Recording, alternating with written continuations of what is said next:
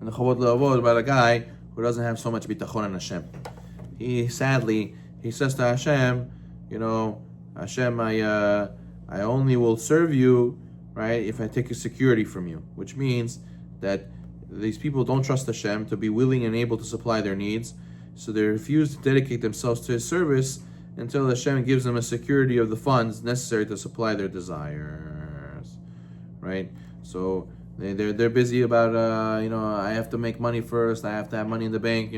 The guy who said to Hashem, if only give me $10 million, then I'll sit and learn all day. All day I won't work, all day I'll sit and learn. Hashem says, you're funny because I found somebody cheaper. There's coal guys really making $60,000 a year, $40,000 a year, sitting and learning all year, all day, every day, and you want me to give you $10 million. You're expensive. Why should I take you?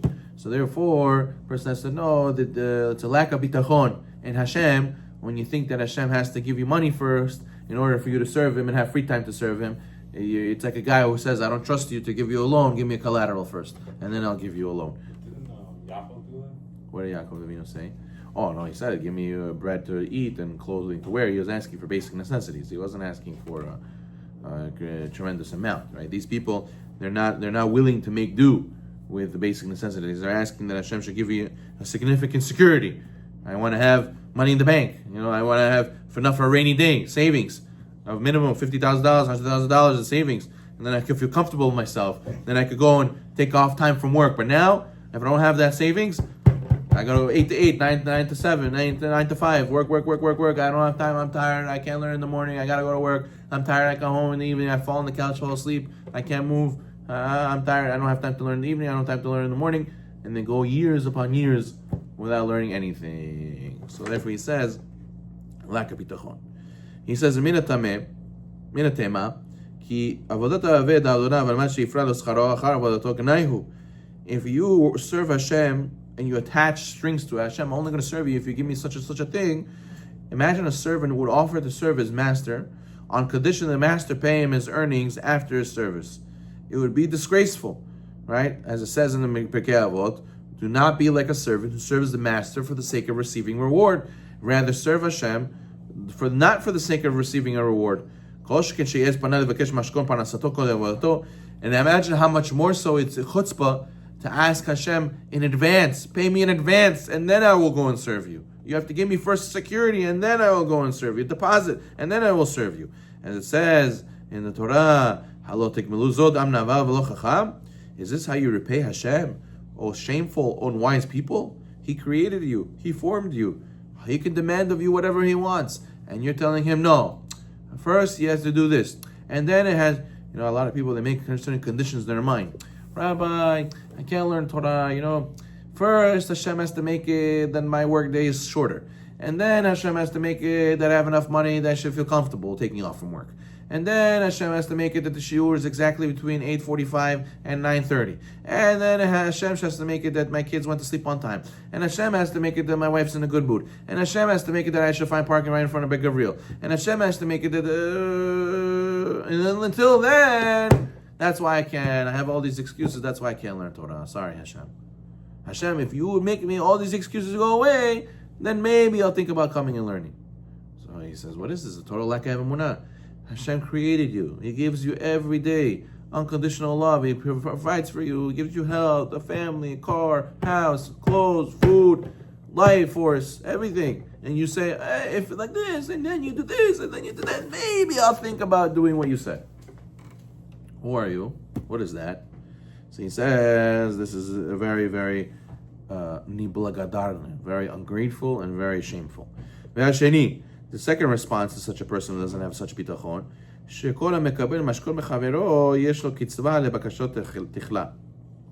so whenever you accept the security from your fellow, when he takes a loan from you, the security is a set amount, and your request has a limit. But the one who approaches Hashem like this, the one who wants to demand security from Hashem first, and then I'll serve you, what happens? He says, "En ketz lebakashato." There's no end. When a person says, Hashem, I need to have parnasat tova, and then I'll come to learn, come to serve you.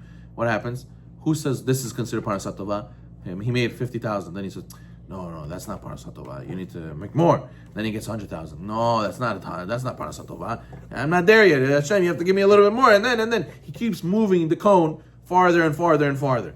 Right? He says, no, I need this, I need that, I need to pay for my tuition, I need to pay for my family, I need to, there's a guy who came to the meeting for the school.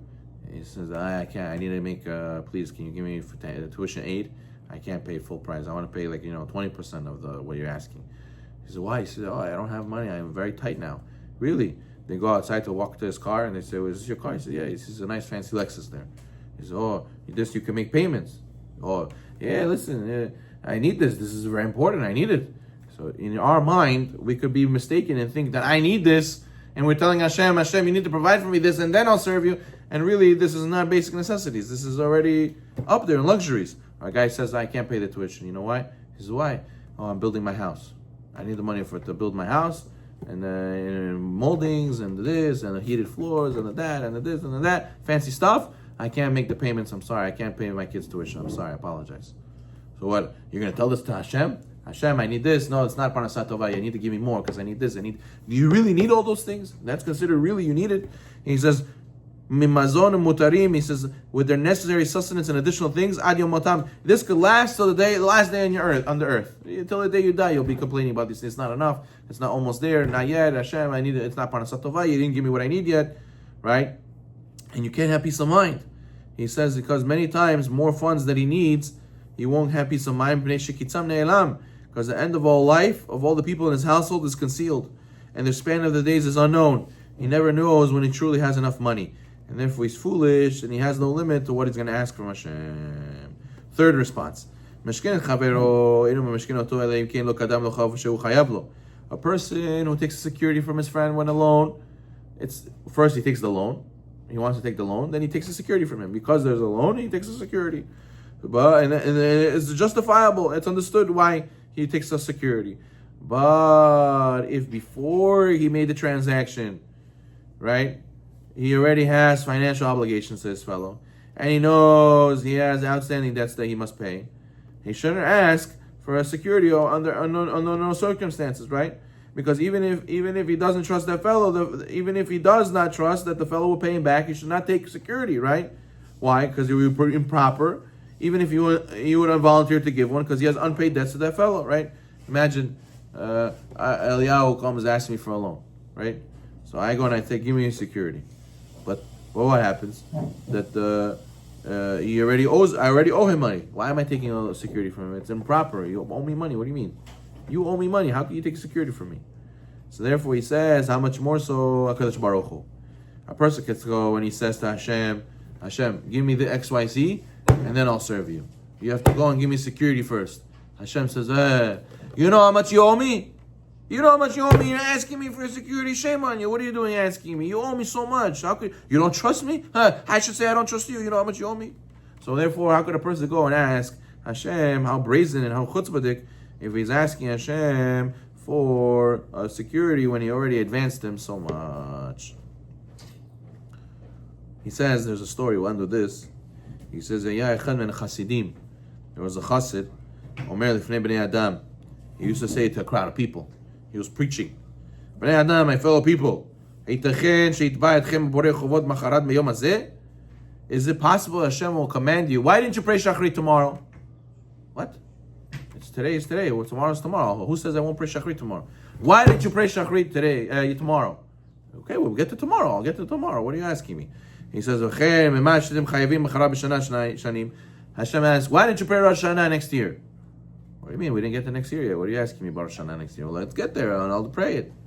He says, Amrulo, of course. How can you hold somebody accountable for something that didn't even come yet? He says, so let me ask you now a question. Hashem, did he guarantee, did he promise you to give you each day what you need? He said, yes, he promised day by day. And you demand from Hashem in advance. Why do you demand from Hashem in advance? He doesn't ask of you, why didn't you pray Rosh Hashanah next year? So why are you asking him money for next year already? Why are you asking him, give me 100,000 that I need not for now, because a rainy day I might need it in a year from now. Might need it in 6 months from now. So therefore you have to give me it in advance. Hashem doesn't ask of you things in advance, so why are you asking of him things in advance? So therefore he put them in their place. So therefore, what do we see? We see that you should ask Hashem what you need for you right now, day by day. Baruch Hashem, yom yom. And we don't know how long we're going to live. We don't know how much we're going to need. So therefore, a person should go and ask for what he needs now, and tomorrow will be tomorrow. Baruch Me'olam.